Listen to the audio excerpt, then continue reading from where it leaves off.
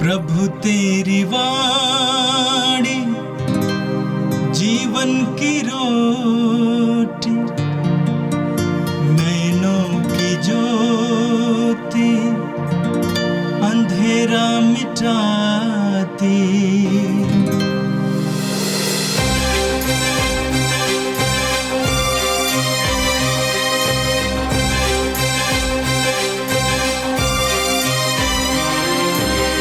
प्रभु तेरी वाणी जीवन की रोटी, नैनों की ज्योति अंधेरा मिटाती। प्रभु तेरी वाणी जीवन की रोटी, नैनों की ज्योति अंधेरा मिटाती। वाणी वाणी वाणी वाणी वाणी पवित्र है, शाश्वत है, जीवन का मन्ना है। 7 मार्च शुक्रवार। पहला पाठ नबी इसायास का ग्रंथ, अध्याय 58, पद संख्याएं 1 से 9 तक। प्रभु ईश्वर यह कहता है, पूरी शक्ति से पुकारो, तुरही की तरह अपनी आवाज ऊंचा करो। मेरी प्रजा को उनके अपराध और याकूब के अंश को उनके पाप सुनाओ। वे मुझे प्रतिदिन ढूंढते हैं और मेरे मार्ग जानना चाहते हैं, एक ऐसे राष्ट्र की तरह जिसने धर्म का पालन किया हो और अपने ईश्वर की संहिता नहीं भुलाई हो। वे मुझसे सही निर्णय की आशा करते और ईश्वर का सानिध्य चाहते हैं। हम क्यों उपवास करते हैं और तू देखता भी नहीं? हम क्यों तपस्या करते हैं और तू ध्यान भी नहीं देता?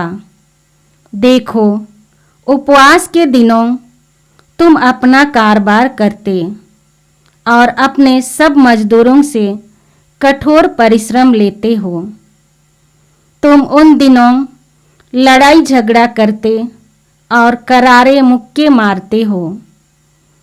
तुम आजकल जो उपवास करते हो, इससे स्वर्ग में तुम्हारी सुनवाई नहीं होगी। क्या मैं इस प्रकार उपवास, ऐसी तपस्या का दिन चाहता हूँ जिसमें मनुष्य शरकंडे की तरह अपना सिर झुकाए और टाट तथा राख पर लेट जाए? क्या तुम इसे उपवास और ईश्वर को सुग्राह्य दिवस कहते हो?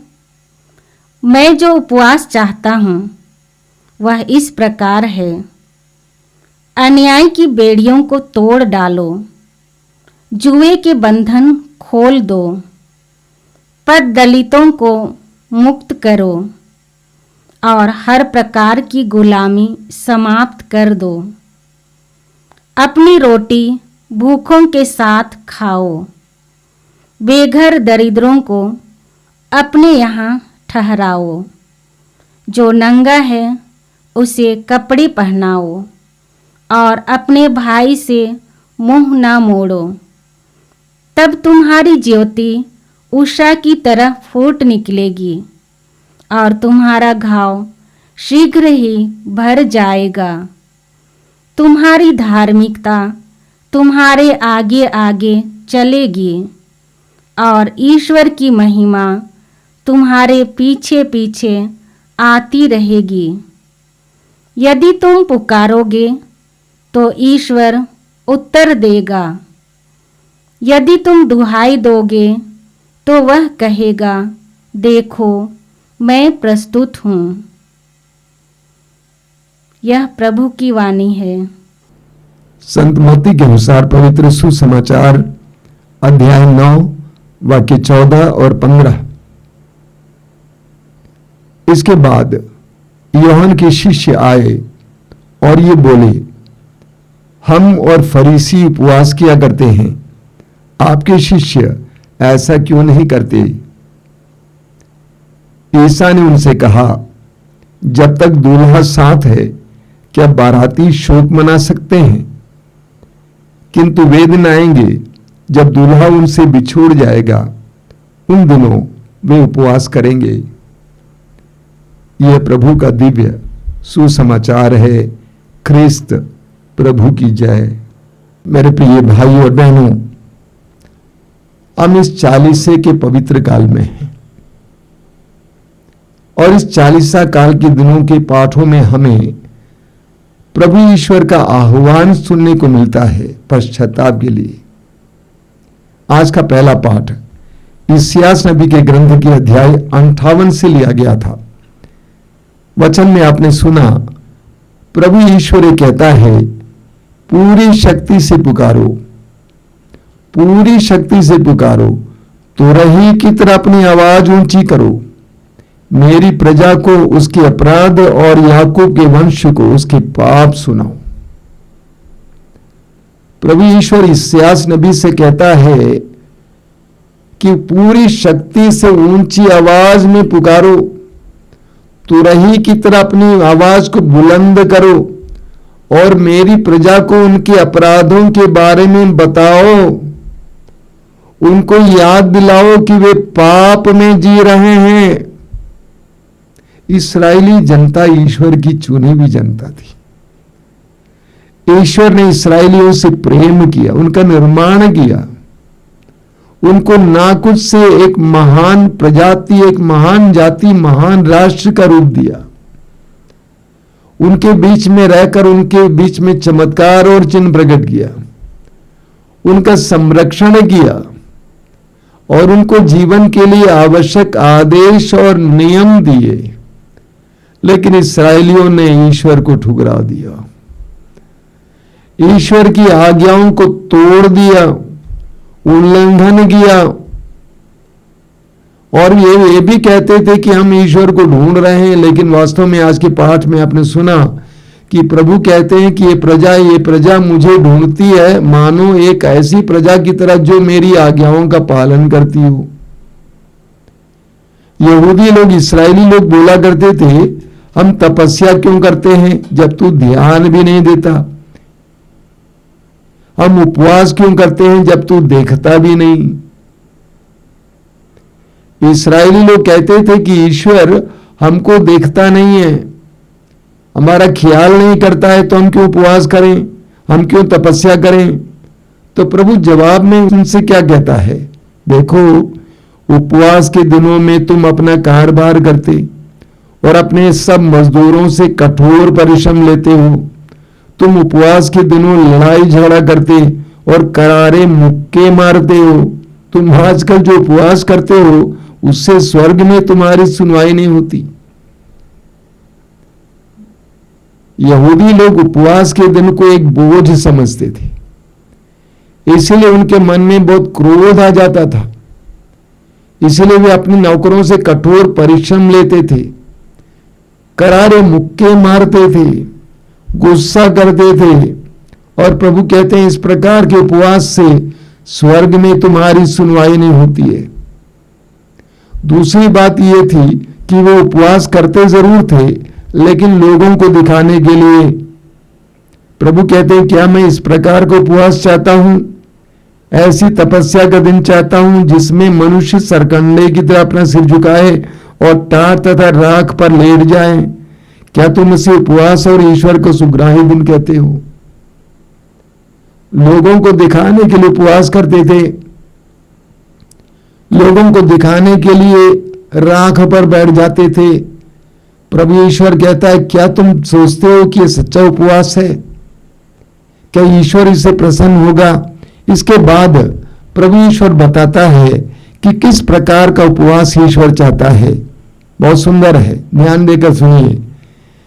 प्रभु कहते हैं मैं जो उपवास चाहता हूं वो इस प्रकार है, अन्याय की बेड़ियों को तोड़ना, जुए के बंधन खोलना, पददलितों को मुक्त करना और हर प्रकार की गुलामी समाप्त करना। प्रभु कहते हैं तुम्हारा उपवास इस प्रकार का हो, अन्याय का बंद करना, शोषण बंद करना,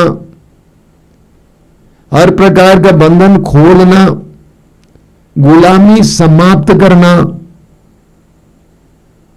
दूसरा हिस्सा है अपनी रोटी भूखों के साथ खाना, बेघर दरिद्रों को अपने यहां ठहराना, जो नंगा है उसे कपड़े पहनाना और अपने भाई से मुंह नहीं मोड़ना। प्रभु कहते हैं कि तुम्हारा उपवास इस प्रकार हो, दूसरों की भलाई करना, दुखियों को सहारा देना, भूखों को साथ देना, दरिद्रों को अपने यहां ठहराना। अगर तुम इस प्रकार का उपवास करोगे तो प्रभु कहते हैं कि इसका नतीजा क्या होगा। 4-5 बातें बताई गई हैं।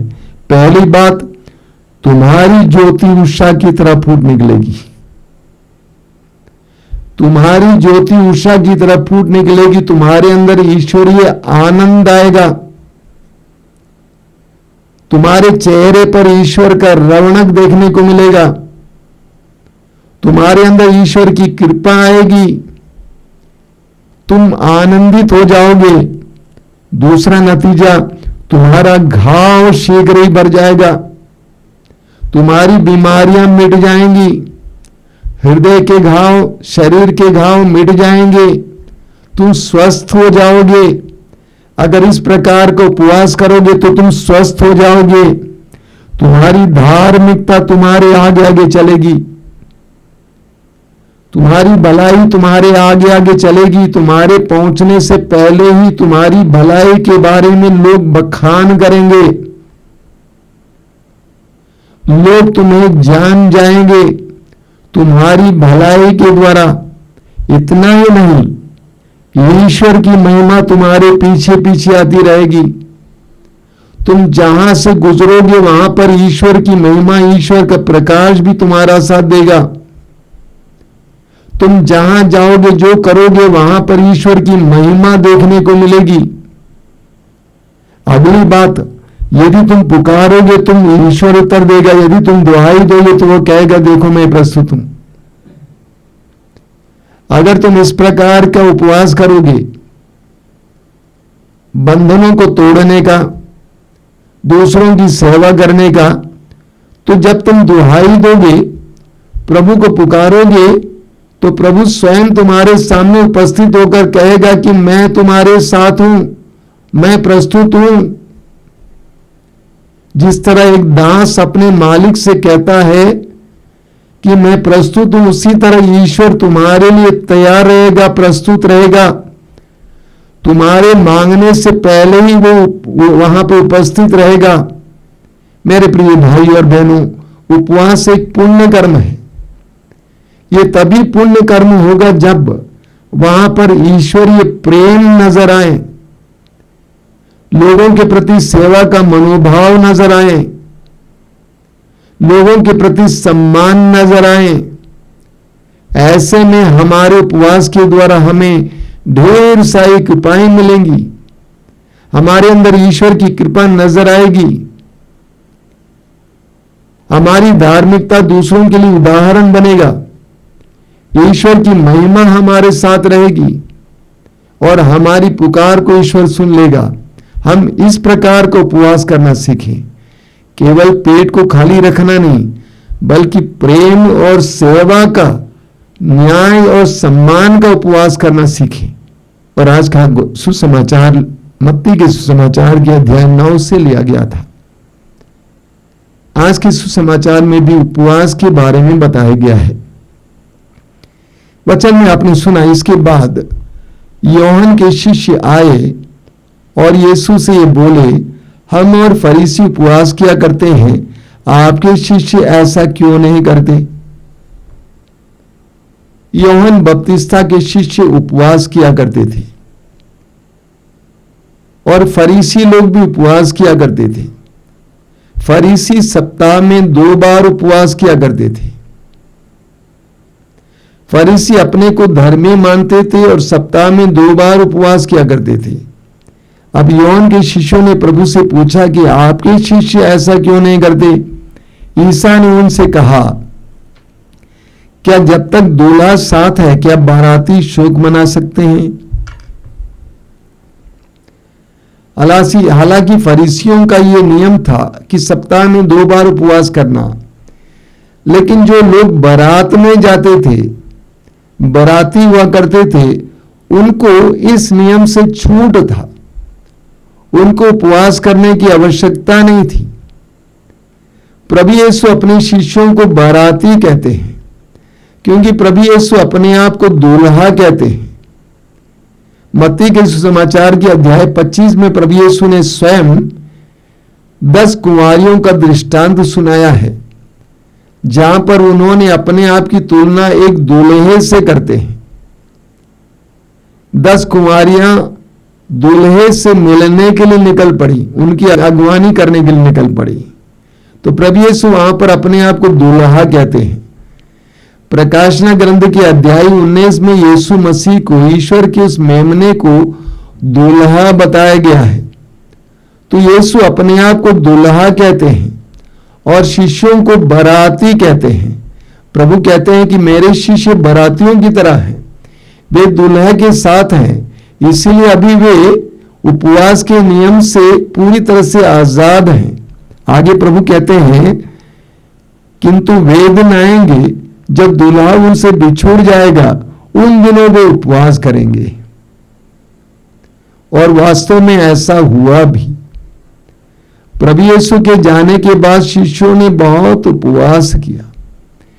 प्रेरित चरित्र में हम पढ़ेंगे कि जहां कहीं भी प्रेरितों को, शिष्यों को सुसमाचार सुनाने के लिए भेजना हुआ करता था, तो वे उपवास और प्रार्थना करने के बाद उनके सर पर हाथ रखकर प्रार्थना करते थे।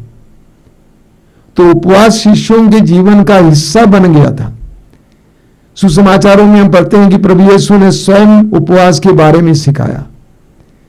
प्रभु यीशु ने स्वयं कहा मार्कुस के सुसमाचार के अध्याय 9 में कि कुछ प्रकार की दुष्ट आत्माएं बिना उपवास और प्रार्थना के नहीं निकाली जा सकती है।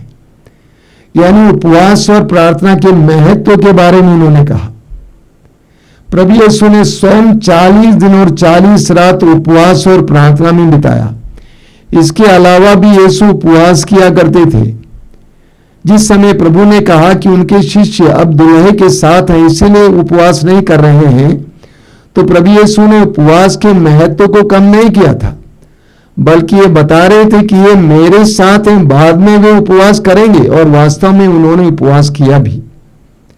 मेरे प्रिय भाइयों और बहनों, हमारे जीवन में कई ऐसे क्षण आते हैं जब हमें आध्यात्मिक सूखापन का अनुभव करना पड़ता है। हमें लगता है कि प्रभु हमारे पास नहीं है।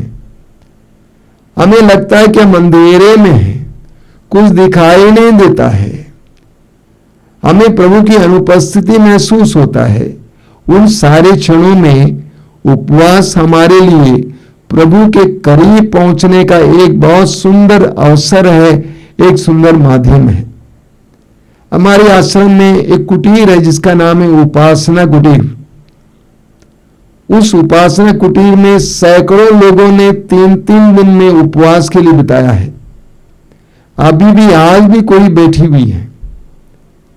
3 दिन कुछ नहीं खाते हैं। उपवास करने के बाद जब वे बाहर आते हैं तो उनका साक्ष्य सुनने को मिलता है कि वे कहते हैं कि उनको लगता है कि उन्होंने साक्षात यीशु से मुलाकात की है।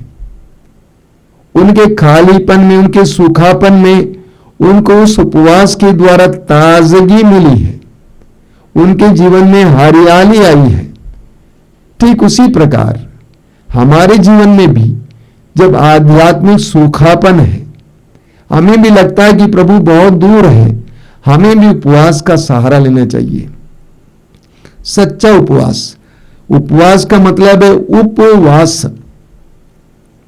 उपवास का मतलब केवल पेट खाली रखना नहीं है। उपवास यानी ईश्वर के करीब वास करना, प्रभु के साथ रहना।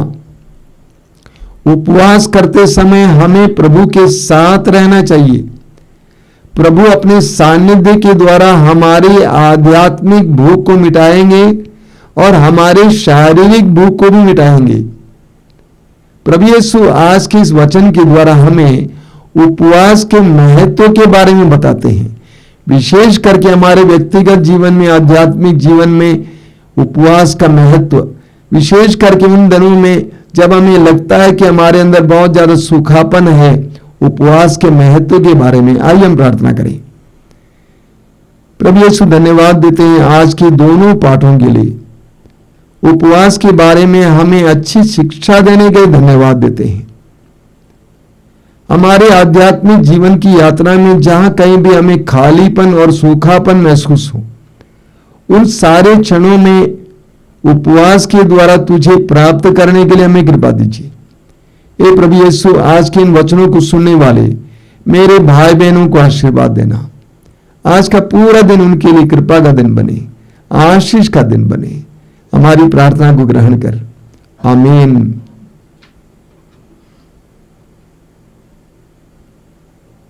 प्रभु तेरी वाणी जीवन की रोटी, नैनों की ज्योति अंधेरा मिटाती, आए